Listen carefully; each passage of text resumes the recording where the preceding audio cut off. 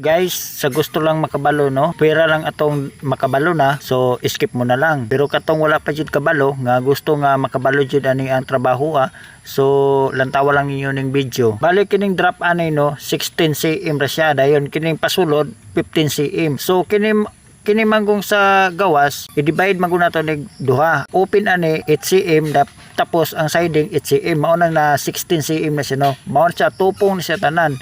Dahil pag mag-install mo kailangan naka-align po ng mga metal paring no para nindot pa silang tawon ba. Ana no. Basta kay ang timanan ninyo ang sulod ko ana siya 15 cm.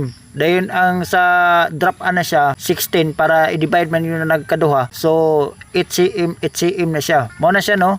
So dali ra kay ni siya. Kini man kung design na mo po ni siya ilagmit pod nga maganahan sa mga tao o dali ra pod ba. Dayon kung mag-install na mo og plywood o kay hardiplex o kaya gypsum board, kailangan unahon ninyo ang sasulod ha para dili mo